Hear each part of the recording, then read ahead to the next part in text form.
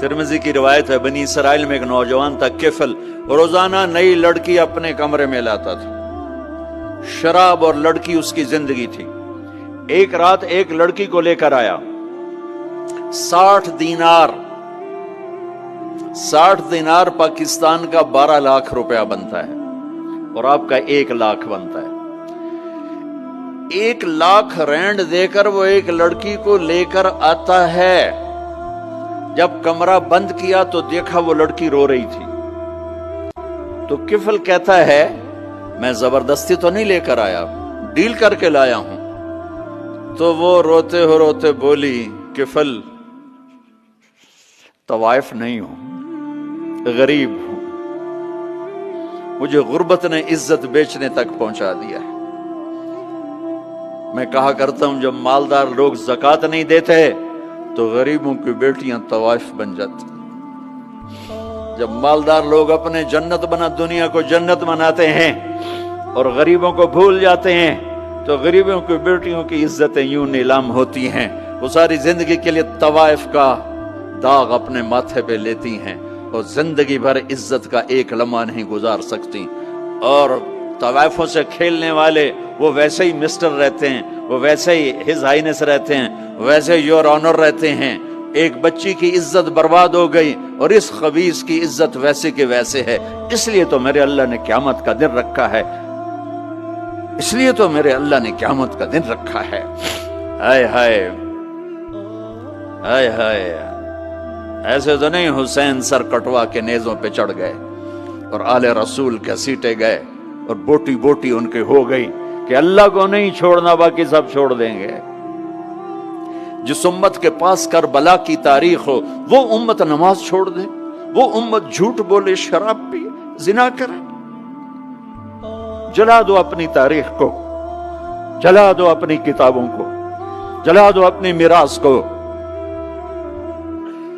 جو کرنا پھر جو مرضی کرو، بھلا دو حسین کی قربانی کو۔ یہ کوئی زندگی ہے جو ہم گزار رہے ہیں؟ وہ عورت رونے لگی، وہ لڑکی رونے لگی، کفل عزت دار ہو، مجھے غربت نے طوائف بنا دیا ہے۔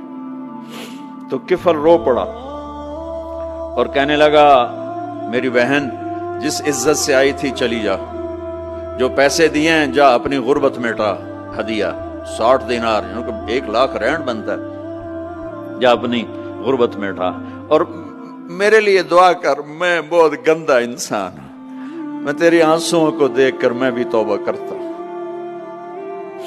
وہ لڑکی گھر پہنچی، پیچھے کفل مر گیا، اس کو نہیں پتا موت آئی کھڑی ہے سر پہ، وہ مر گیا۔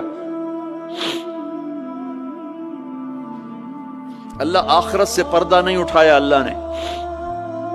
وَمِن وَرَائِهِمْ بَرْزَخٌ إِلَى يَوْمِ يُبْعَثُونَ، پردہ ہے، مر گیا، کیسے مرا، کس حال میں مرا، کچھ پتہ نہیں ہے، اس کی قدردانی پہ قربان جاؤں۔ کل اگر یہ مردہ ملتا نا اپنے گھر میں، اس کو کسی نے اٹھانا نہیں تھا، کمرے میں ہی دبا دینا تھا، وہیں پتھروں میں اس کو دبا دینا تھا، یہ ایسا انسان تھا، لیکن وہ تو توبہ کر چکا تھا۔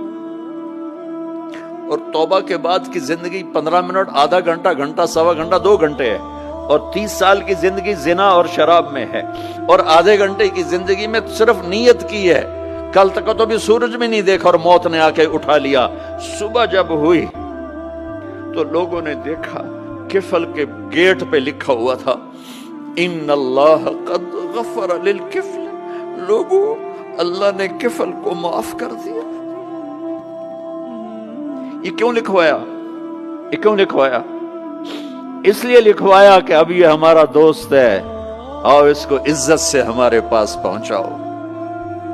یہ شرابی بھی تھا، یہ زانی بھی تھا، یہ سب کچھ تھا۔